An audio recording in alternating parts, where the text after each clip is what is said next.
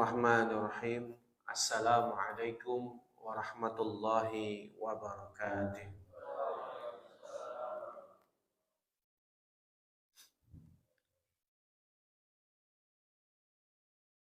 Alhamdulillahi rabbil alamin. Wal aqibatu lil muttaqin. Wala udwana illa 'alal zalimin. Assalatu wassalamu ala asyrafil anbiya'i wal mursalin. Nabiyyina wa sayyidina Muhammadin sallallahu alaihi wasallam wa ala alihi wa ashabihi ajma'in wa man ittaba'ahum bi ihsanin ila yaumiddin, amma ba'd. Qala Allahu tabaraka wa ta'ala fil Qur'anil Karim, a'udzu billahi minasyaitonir rajim. Ya ayyuhalladzina amanu taqullaha haqqa tuqatih wa la tamutunna illa wa antum muslimun. Faqala Rasulullah sallallahu alaihi wasallam, ittaqillaha haitsu ma kunta wa atbi'is sayyi'atal hasanata tamhuha wa khaliqin nasa bi khuluqin hasan.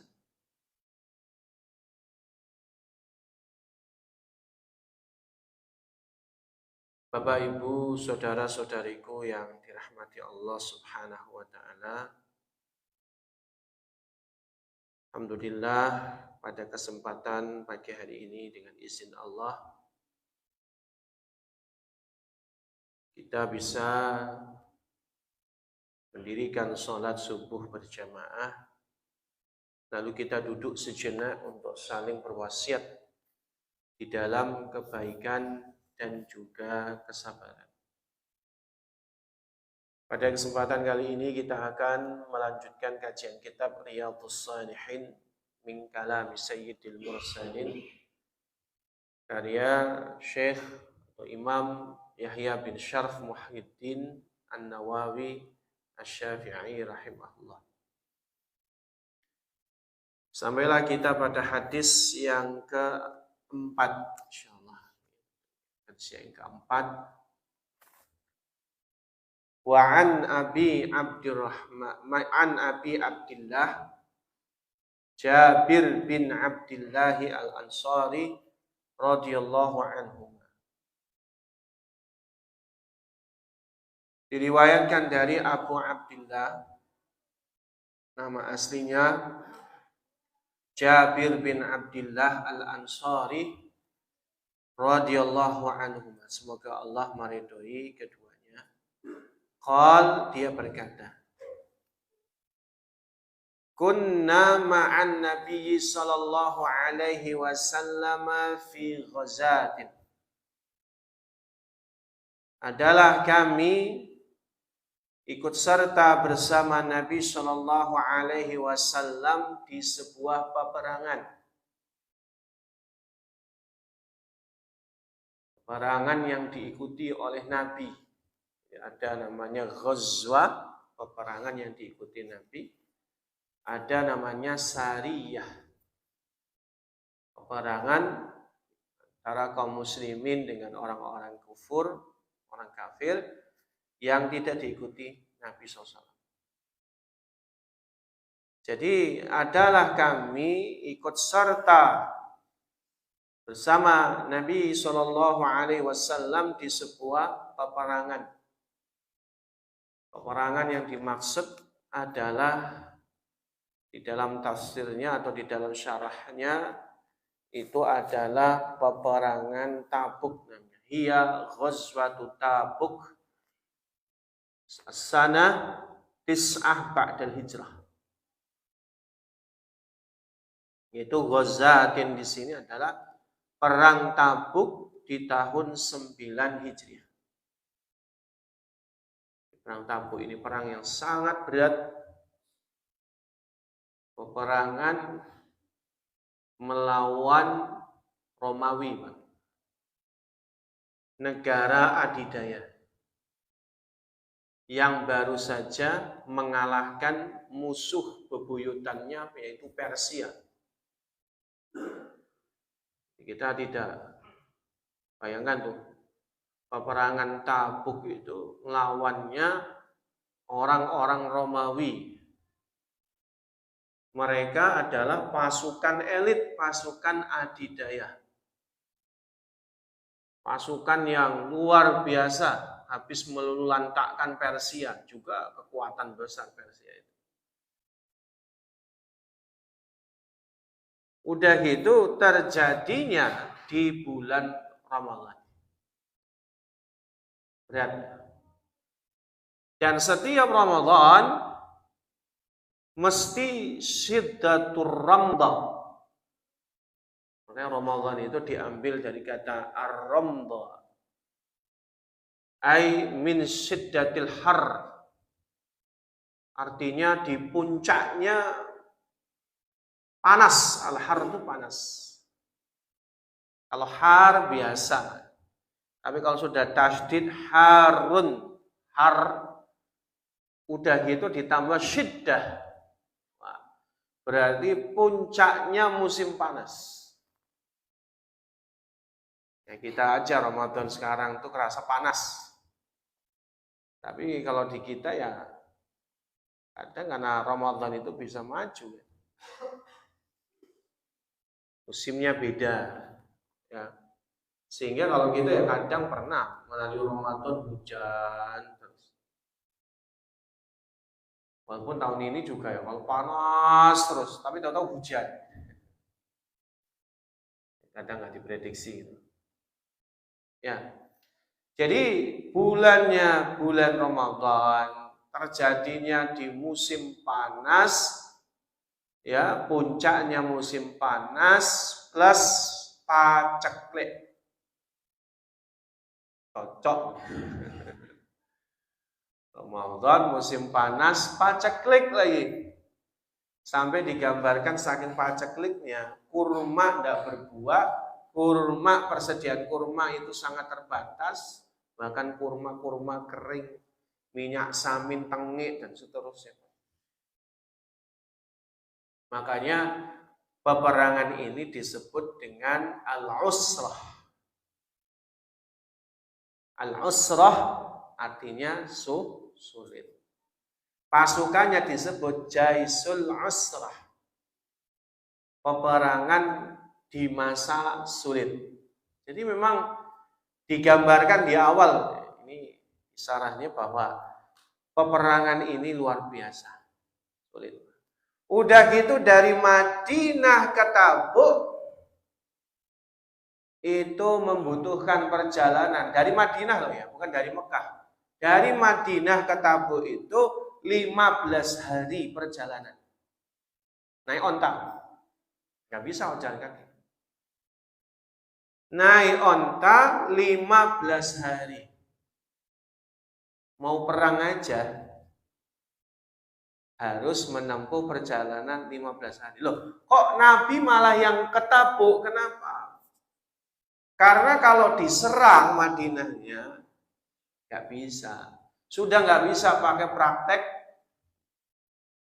yang sudah dibuat oleh Rasulullah atas saran Salman Al-Farisi membuat parit ketika melawan orang Quraisy. Sudah nggak bisa, Pak.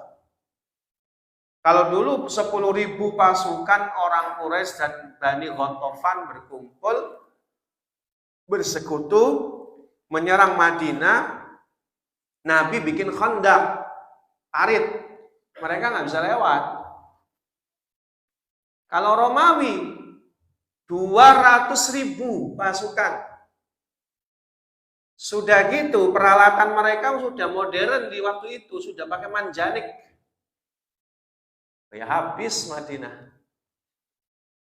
Mau parit segimana gedenya, manjanik itu yang meriam zaman dulu katapel besar. Jadi parit sudah nggak bisa dipakai. Jadi mereka sudah punya peralatan modern. Makanya Nabi SAW menerapkan strategi jemput bola. Perangnya jangan di Madinah, habis kalau perang di Madinah. Makanya tuh sebelum Romawi siap, Nabi sudah mobilisasi. Man jahaza jaisal usrah falahul jannah. Siapa yang dia berkontribusi untuk peperangan di masa sulit, maka baginya surga. Itulah lelang amal pertama kali yang terjadi dalam syariat Islam. Lelang sedekah. Abu Bakar sedekah, Umar sedekah, Utsman sedekah. Kita sudah pernah menyinggung ini di cerita tentang Sayyidina Utsman. Karena perang Tabuk ini ya kontribusinya Sayyidina Utsman. Pokoknya singkat cerita, semua sudah sedekah. Semua sudah berkontribusi. Ya. Semuanya sudah dimobilisasi, sudah. Terkumpullah 30.000 pasukan. Dan dana yang dikumpulkan hanya cukup untuk membiayai 30.000 pasukan. Lebih dari 30.000 pasukan sudah tidak bisa. Itu pun satu onta berempat. Boncengan. Jadi kalau jalan itu yang dua naik atas, yang dua nuntun. Kalau capek, yang di atas tadi turun. Gantian. Bukan 4 naik semua. Ontanya bilang ini penyiksaan.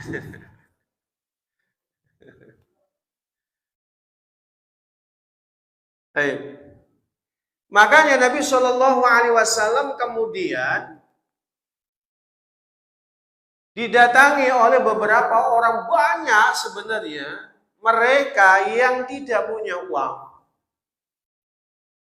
Mereka tidak punya dana untuk berangkat. Tidak bisa membiayai perjalanan karena unta nggak punya. Uang nggak punya, pokoknya nggak punya. Untuk patungan aja nggak punya. Mereka adalah fakir. Akhirnya mereka tidak ikut berangkat. Faqala, maka Nabi SAW bersabda, Inna bil Madinah larijalan. Sesungguhnya di Madinah ada beberapa orang. Masirtum masiro. Wala qata'tum wadiyan illa kanu ma'akum habasahumul marad. Wa fi riwayatin illa syarakukum fil ajri. Rawahu Muslim. Sesungguhnya di Madinah ada beberapa orang yang tertinggal. Banyak sebenarnya, ada beberapa kategori orang yang ketinggalan. Nanti di pembahasan lain, di pembahasan yang lain tentang cerita taubat, nanti ada pembahasan khusus. Jadi ada orang yang mereka tidak berangkat itu karena tugas. Kalau karena tugas, itu ada Sayyidina Ali. Sayyidina Ali nggak berangkat ya, karena tugas menjaga anak, istri, dan keluarga Nabi dan kaum muslimin, menjadi wakil di Madinah. Kemudian ada yang tidak berangkat karena alasan yang dibuat-buat. Ini orang munafik. Ya pokoknya nggak ada alasan, tapi mereka izin. Jadi kalau orang suka izin tanpa alasan, di zaman dulu orang munafik, Pak. Alasannya dibuat-buat. Intinya nggak mau berangkat, alasannya inilah, itulah, inilah, itulah. Ya, namanya orang nggak punya kemauan akan ada 1000 alasan. Jadi kalau zaman dulu orang kayak gini nih kelompoknya orang munafik. Jadi pengen nggak berangkat, udah nyari alasan kepada Nabi SAW. Kemudian yang ketiga, mereka tidak berangkat ya karena sakit. Ada yang mereka memang tidak bisa berangkat karena sakit.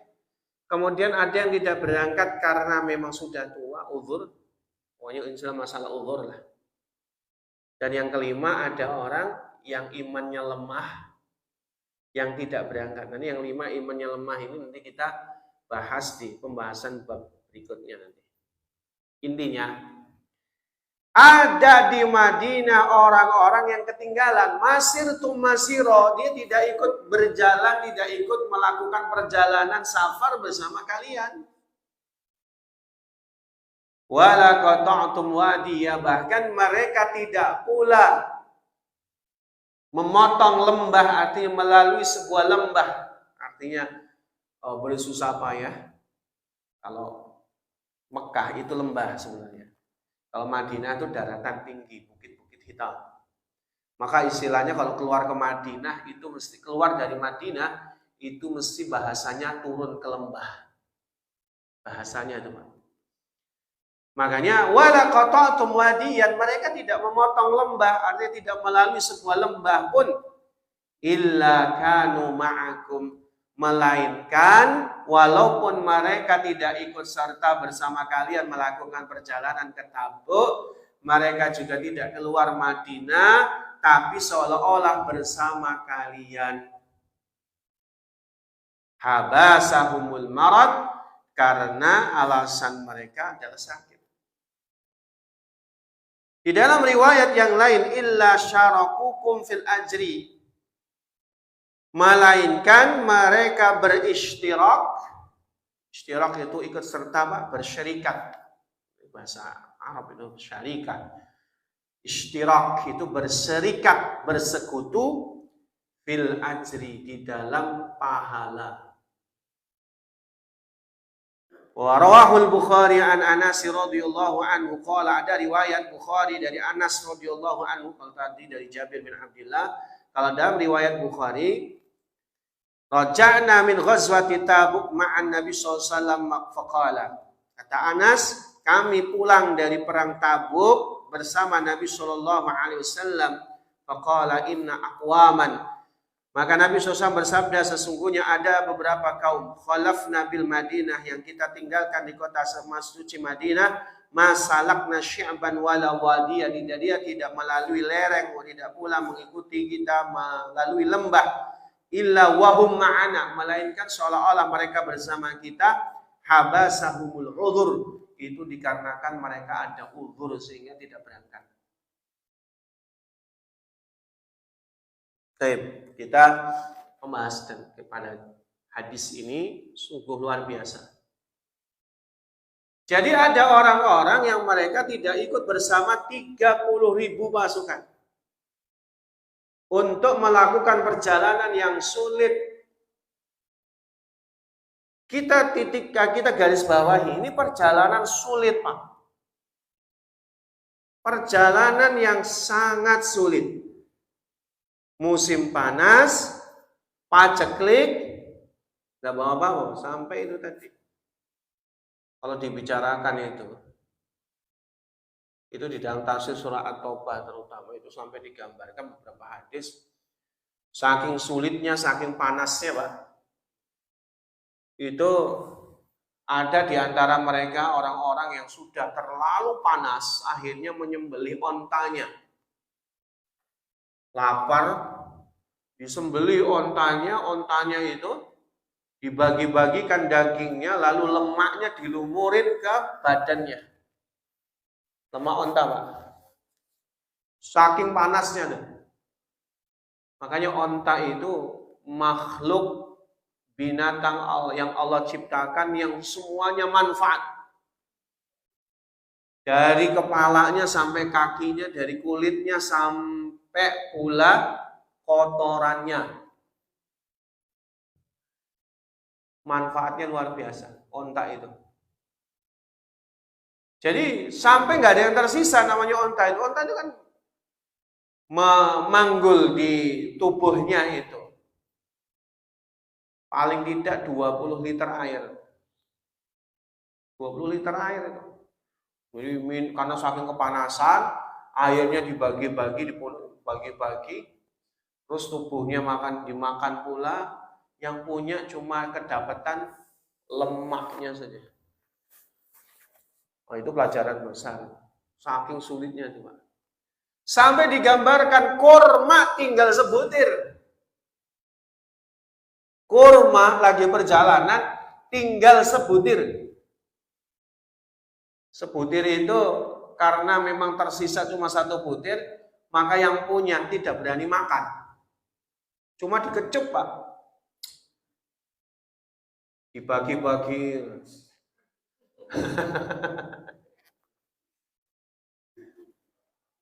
Kayak permen aja dikecup. Nggak berani makan, nggak berani, kasihan sama yang lain. Akhirnya semua ngecup sampai 30.000 pasukan entek habis. Nah yang susah itu yang ke belakang ini rasanya udah kayak apa?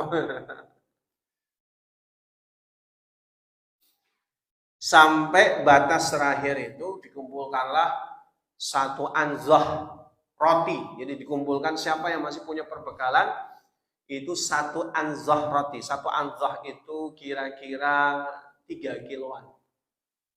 Satu anzah roti. Jadi dikumpulkan roti cuma tinggal 3 kilo. Roti kering loh, Pak. Biasa untuk safar itu mereka bawanya roti kering. Jadi roti kering sebanyak 3 kilogram. Sisanya satu anzah itu 3 kilogram. Maka kemudian karena trennya pada nyembelih onta, kata Umar bin Khattab, ya Rasul, kalau semua orang nyembelih onta, nanti kita pulang pakai apa? Makanya dikumpulkanlah roti satu anzah itu. Maka Nabi SAW meletakkan di tempayan atau di, kalau bahasa kita ya, abejana. Kemudian ditaruh di situ, ditutup kain. Nabi suruh masing-masing orang ngambil secuil. Maaf Pak, bahasa secuilnya orang Arab itu ya sekilo. Secuil sekilo. Semua pasukan 30.000 dapat semua. Jadi yang cuma satu anzah 3 kilo ditutup pakai kain, lalu kemudian masing-masing orang ngambil secuil, satu anzah, sepertiga anzah, lalu kemudian dibawa oleh mereka di makam. Semua 30.000 pasukan kenyang semua. Lalu kata Rasul, ambil secuil lagi untuk dibawa sebagai perbekalan. Diambil secuilan lagi, sekilo lagi itu. Bayangin berarti 3 kilo yang dimakan itu dari 30.000 orang kali sekilo. Dari 3 kilo jadi 30.000 kilo. Ditambah 30.000 lagi kan? Berarti yang dari 3 kilo jadi 60.000 kilo. Jadi 60 ton. Roti segede apa kalau 60 ton? Nah itu namanya mukjizat. Ya, mukjizat. Itu kalau kita ya jangan coba-coba. Ayo nih 10.000, nanti ganda uang jadi 10.000, 1 juta. Pak itu bohong itu. Ini kita lagi membicarakan betapa sulitnya perjalanan itu. Tapi sungguh dalam hadis ini ada beberapa orang selain munafik dan imannya lemah, yang mereka benar-benar uzur tidak berangkat bersama mereka. Tidak berangkat bersama Nabi, tidak berangkat bersama pasukan sulit ini. Tapi kata Nabi SAW, illa kanu ma'akum, kecuali seolah-olah mereka ikut perjalanan bersama kalian. Bahkan illa syarakukum fil ajri, mereka mendapatkan pahala yang serupa dengan pahala kalian. Masya Allah ya. Nggak ikut turun ke lembah, tidak ikut pula naik ke bukit untuk melakukan perjalanan sulit yang sampai kita gambarkan kelaparan, kepanasan, kehausan. Ada orang yang nggak ikut serta, pahalanya sama. Nah itu yang jadi bahasan.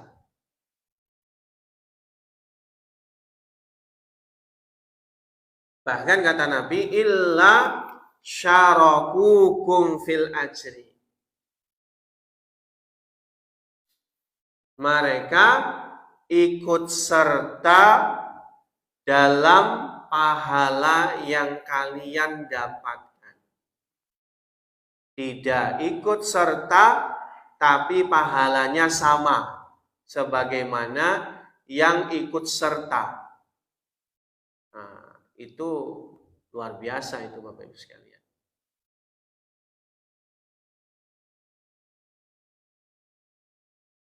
Mungkin kalau kita bicarakan kenapa, ya, kenapa kok bisa begitu? Karena niat, ya, karena niat.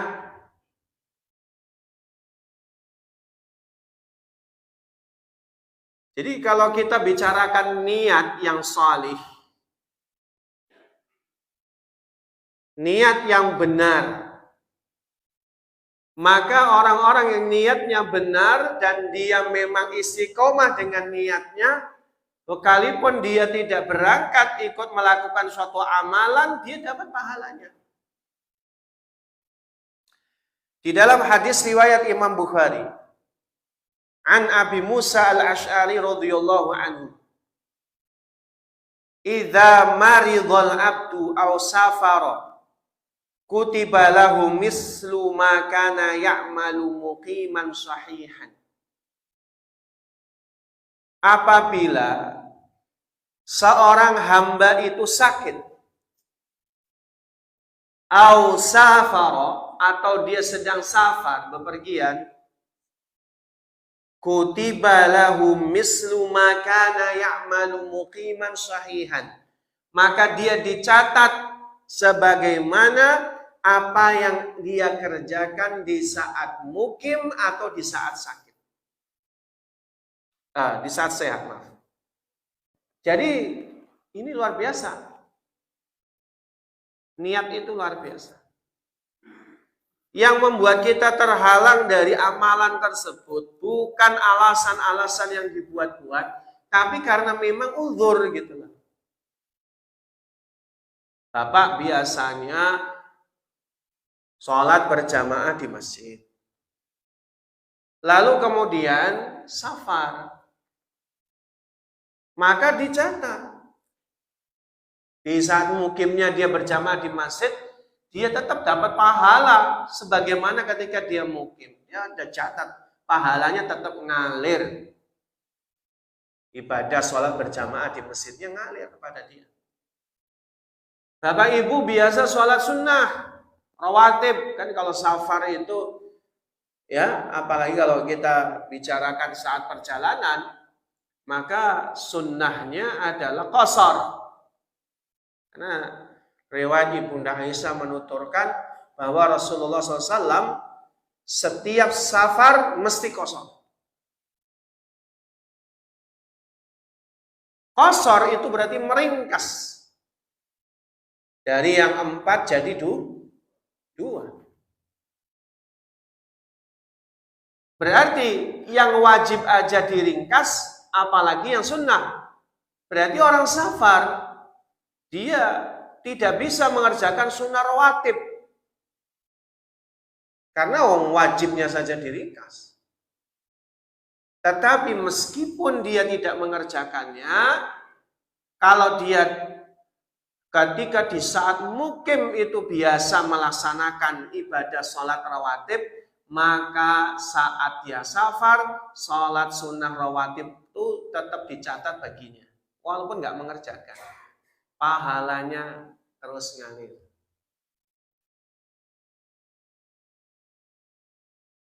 Walaupun tidak dilakukan. Hah? Tidak direncanakan maksudnya?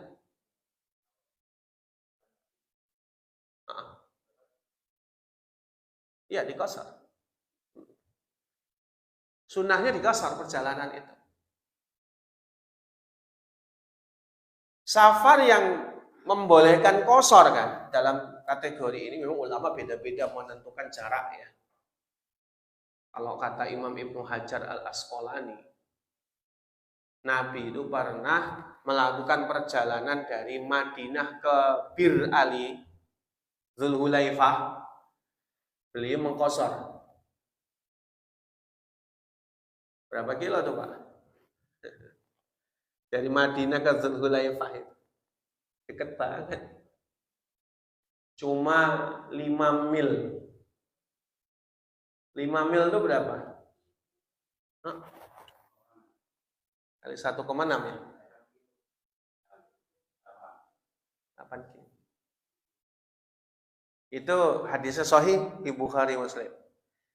Menurut Imam Ibnu Hajar, itulah jarak terdekat yang sahih.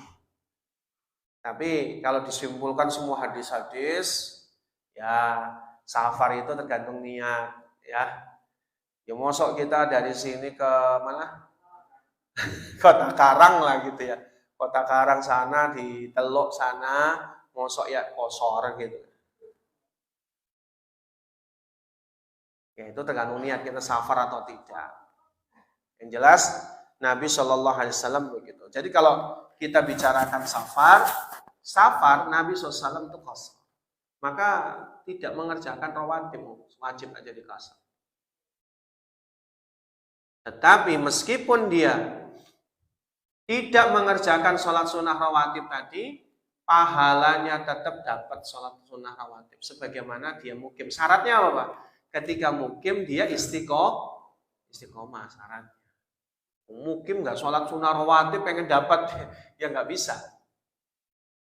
Pokoknya intinya saat dia mukim, dia rutin istiqomah melakukan amal-amal tertentu. Lalu kemudian ketika safar, walaupun dia tidak mengerjakannya, dia tetap nyanyi. Termasuk tahajud, termasuk duha, termasuk sedekah, qiraah juga. Pokoknya apa saja yang dia terbiasa di saat mukim. Cuma kalau qiraah itu ya saat safar juga bisa qiraah ya. Intinya apa saja amalan-amalan di saat mukim yang kita istiqomah, mau qiraah, mau sedekah, ketika kita safar ngalir terus. Makanya di saat mukim istiqomah. Termasuk soal sehat dan sakit. Ya. Ketika kita sehat, kita gunakan kesehatan kita itu untuk amal ibadah, perbanyak ibadah kita, Pak. Apalagi Ramadan ya. Saat sehat kita kerjakan amalan, perbanyak sholat kita, perbanyak sujud kita, perbanyak qiraah kita, perbanyak apapun lah yang bisa kita lakukan. Lalu kemudian sakit dan terhalang, pahalanya ngalir, ya ngalir Pak. Walaupun tidak mengerjakan. Tapi kalau persoalan-persoalan yang wajib ya tetap dikerjakan sebisa mungkin. Ya saat sakit juga kerjakan sunnah tapi sebisa mungkin. Bukan berarti saya sakit berarti santai, berarti bukan.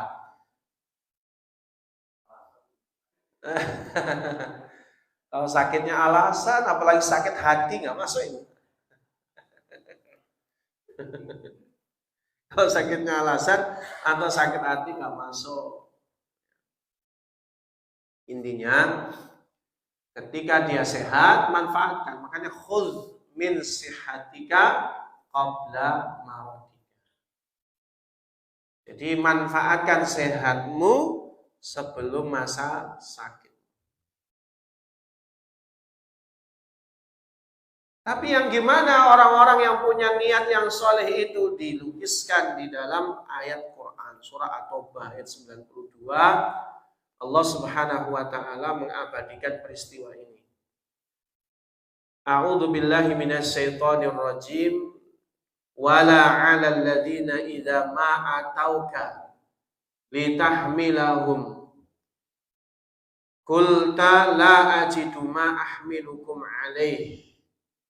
Dan tiada berdosa atas orang-orang yang apabila mereka datang kepadamu, memintamu untuk memberi mereka kendaraan. Tadi ilustrasinya perang Tabuk.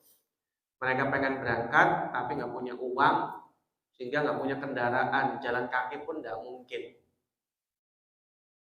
Ya. Lalu kemudian qulta, engkau berkata, la ajidu ahmilukum alaih, aku tidak memperoleh kendaraan untuk membawamu. Maka peristiwa ini lucu ya. Ada sesuatu lucu yang pernah kita bahas juga kayaknya. Itu ceritanya ya. Orang-orang yang fakir ini datang, diantaranya adalah Abu Dzar Al-Ghifari. Minta onta. Ya, kendaraan itu Pak, idealnya kalau padang pasir itu onta. Kalau perjalanan jauh sampai berhari-hari. Hingga kemudian ada Abu Dzar Al-Ghifari juga nggak dapat onta. Ini ceritanya. Tapi karena niatnya sungguh-sungguh, akhirnya dia naik keledai. Itu ceritanya. Naik keledai Abu Dzar ini kan. Nggak kuat keledainya. Enggak, beliau ketinggalan. Karena nggak kuat keledainya malah dipanggul. Jadi Abu Dzar itu orang yang tinggi besar, keledainya nggak kuat. Akhirnya dia tetap jalan tuh Pak, nyusul sambil memanggul keledainya. Lucu. Jadi intinya orang-orang ini datang minta kepada Nabi untuk mendapatkan kendaraan, tapi Nabi tidak punya yang bisa membuat mereka ikut serta. Nabi mengatakan, la ajidu ma ahmilukum alaih. Aku tidak mendapatkan kendaraan untuk membawamu ke perang Tabuk. Tapi ingat, kalimat berikutnya ini menarik. Tawallaw. Lalu kemudian mereka itu pamit kembali. Wa a'yunuhum tafidu minad dam'i hazanan alla yajidu ma yunfiqun. Mereka kembali karena tadi Nabi tidak punya uang untuk membelikan kepada mereka kendaraan. Mereka mau nggak mau, ya sudah pasrah, sudah usaha. Mereka kembali pulang dari Nabi Shallallahu Alaihi Wasallam, tapi kondisinya tafidu minad dam'i hazana,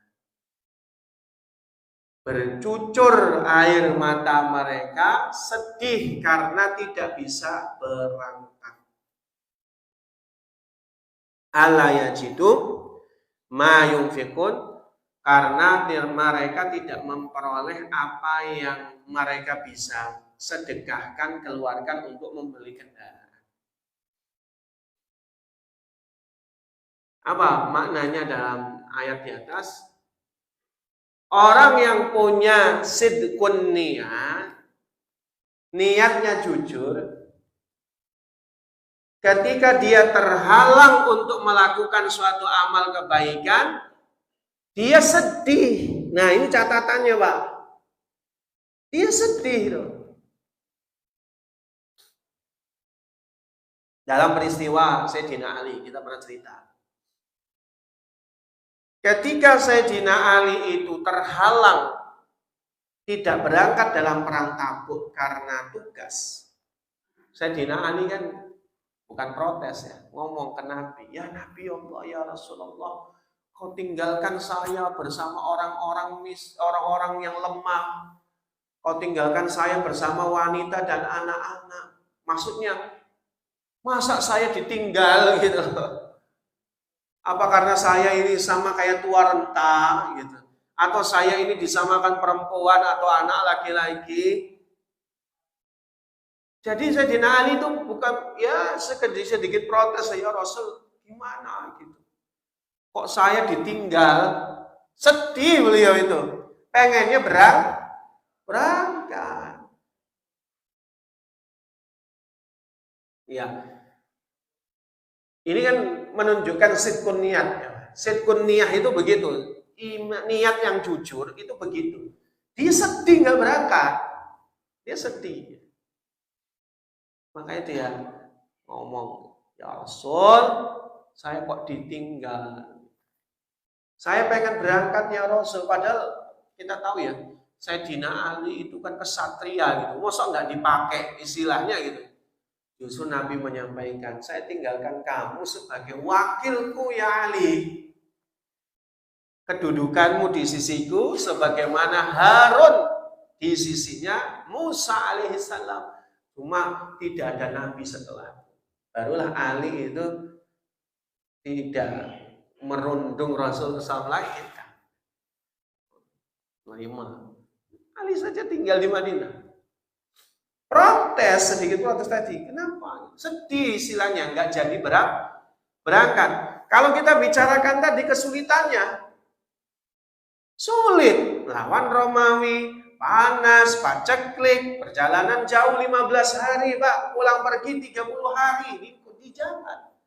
Perangnya 20 hari.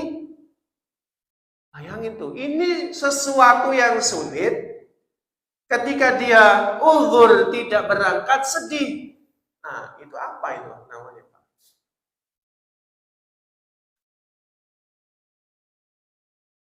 Jadi orang beriman itu kebahagiaannya adalah saat beramal soleh. An-Nahl 97 Allah Ta'ala berfirman, A'udzubillahi minasyaitonirrajim, Man amila salihan, barang siapa yang beramal saleh, min zakarin au unsa, dari kalangan laki-laki maupun perempuan, wa huwa mu'min, sedangkan dia beriman, falanuhyiyannahu hayatan thayyibah, maka kami akan anugerahkan kepada mereka kehidupan yang baik atau kehidupan yang bahagia. Jadi kebahagiaan bagi orang beriman itu adalah saat mereka taat beribadah, saat mereka mengejar kebaikan. Itu makna kalau disesuaikan dengan puasa kita. Nabi pernah bersabda, as-shaimu farhatan. Orang yang berpuasa itu ada dua kebahagiaan. Lis-shaimi farhatan. Bagi orang berpuasa ada dua kebahagiaan. Farhatun 'inda fitrihi, kebahagiaan saat berbuka, wa farhatun 'inda liqa'i rabbi, kebahagiaan saat berjumpa dengan Tuhannya. Itu kategorinya kebahagiaan bukan saat menghadapi makanan, bukan. Jadi orang yang puasa tuh senang bahagia ketika berbuka puasa, bukan ketika di depannya ada makanan. Kalau hanya persoalan makan dan minum, orang kafir juga bahagia. Banyak loh orang kafir yang ikut-ikutan puasa itu. Hanya karena apa? Mereka pengen dapat kebahagiaan saat berbuka. Karena posisi menahan lapar 13 jam, lalu kemudian ada makanan, itu pelajarannya membuat mereka bahagia. Betapa nikmat itu sederhana. Ketika lapar, makan. Orang kafir juga dapat, Pak. Makanya kalau orang kafir dapat, berarti makna dari hadis itu bukan itu. Maknanya adalah kebahagiaan saat berbuka itu karena kebahagiaan sudah mentaati Allah, kebahagiaan ketika sudah melakukan kebaikan. Maka kebahagiaan bagi orang beriman itu adalah ketika mereka taat, ketika mereka melakukan kebaikan. Standarnya Pak, kebahagiaan bagi orang mukmin itu ketika itu, ibu misalnya, kebahagiaan itu bukan saat banyaknya harta bersama suami, ataupun ketika suami banyak harta, itu bukan kebahagiaan sejati. Senang iya, punya uang itu ayah, itu juga menunjang kebahagiaan, cuma bukan kebahagiaan yang sejati. Kebahagiaan sejati itu ya ketika ibu bisa khidmat sama suami, taat sama suami karena Allah Subhanahu wa ta'ala. Mau dia uangnya tidak banyak, tapi sama suami rukun, khidmat, saling tolong menolong dalam kebaikan dunia dan akhirat. Ini sudah mengalahkan miliaran rupiah. Ya. Jadi kebahagiaan itu bukan saat kita mendapatkan harta. Makanya sering saya ceritakan, ada orang tuh ketika fakir, suami istri, ayo berjuang dari nol. Itu malah bahagia, Pak. Iya, ketika kurang uang tuh ada masalah, tapi ternyata bisa dilewati bersama. Tapi kemudian roda berputar, dikasih rezeki banyak, malah ribut, cekcok terus setiap hari. Suaminya mikir, istrinya sudah tua, kayaknya perlu tambah baru. Ibunya sudah berubah, yang tadinya qanaah, ya ndak usah neko-neko, circle-nya berubah. Namanya orang kaya, pengen berbeda dengan orang yang lain. Lalu arisannya sama-sama orang kaya, pamer-pamer cincin, berlian, emas, perak. Akhirnya jadilah sosialita. Setelah itu apa? Udah sulit untuk taat sama suami, apalagi suaminya jarang di rumah. Makanya kadang seringkali kebahagiaan itu bukan pada itu, tapi kebahagiaan itu saat kita sama-sama taat. Sebagai suami taat kepada Allah terhadap istrinya. Suami yang taat kepada istrinya itu bahkan kalaupun tidak cinta sama istrinya, dia tetap lemah lembut dan sayang. Apalagi cinta, itu lebih sayang lagi. Artinya apa? Jadi kebahagiaan bagi orang beriman itu saat taat, saat melakukan kebaikan. Kebalikannya, Pak. Standar kesedihan bagi orang beriman bukan hilangnya harta, tapi saat hilangnya kesempatan melakukan amal ibadah. Ini nih, kisah ini mengajarkan kepada kita sidqun niat yang jujur itu adalah tandanya kalau kita luput dari kebaikan, sedih. Jadi kalau kita kehilangan tender proyek, kehilangan rezeki yang harusnya mungkin kita dapatkan, ternyata nggak dapat gitu. Itu harusnya nggak seberapa dengan kesedihan kita. Kita mau beramal tapi ternyata terhalang. Termasuk akhir Ramadan ini, Pak. Akhir Ramadan itu bukan seneng-seneng malah. Sebagian besar di antara kita yang ASN, wah senang sudah libur, mau mudik. Padahal psikologinya, mentalitas para sahabat itu niru bagaimana baginda Nabi SAW. Akhir-akhir Ramadan itu sedih, kenapa Pak? Bukan sedih kenapa-napa. Ramadan tinggal 2 hari lagi. Ya, bahkan 1 hari lagi. Sebentar lagi Ramadan meninggalkan kita, kesempatan ibadah semakin berkurang. Akhirnya sedih gitu loh, Pak. Jadi bukan euforia. Makanya termasuk malam takbiran, selain syiar, sebenarnya para sahabat dan Nabi itu nangis kalau malam takbiran. Nah, ini kenapa? Ya sudah nggak Ramadan lagi. Kesempatan amal soleh kurang. Jadi kesedihan bagi orang beriman itu saat luput dari kebaikan, saat luput dari peribadatan, saat luput dari kebaikan-kebaikan. Jadi kesedihan kita orang beriman itu saat itu, bukan saat dimana kita kehilangan dunia. Dunia bisa dicari lagi dengan izin Allah. Setelah rezeki nggak kemana-mana, Pak. Beneran. Kalau sudah rezeki nggak akan nyasar ke tempat lain. Kalau sudah rezeki kita itu mau gimana, mesti nyasar ke kita. Mesti ke kita kalau sudah rezeki kita. Kalau bukan rezeki kita, ya nggak akan nyasar ke kita. Sederhana kalau rezeki itu. Tetapi kalau dalam urusan amal soleh, kita mestinya kalau luput dari kebaikan itu sedih. Kayak kajian, ini istiqomah kebaikan. Suatu saat kita terhalang, itu sedih. Kenapa saya nggak bisa hadir? Harusnya kayak gitu standar kesedihan bagi orang beriman. Demikian yang bisa kami sampaikan. Mohon maaf kalau ada perkataan yang kurang berkenan. Semua kebaikan dari Allah, keburukan dari kami pribadi. Astaghfirullahaladzim, wabillahi taufiq wal hidayah. Waktu dan tempat kami kembalikan ke Pak Haji. Assalamualaikum warahmatullahi wabarakatuh.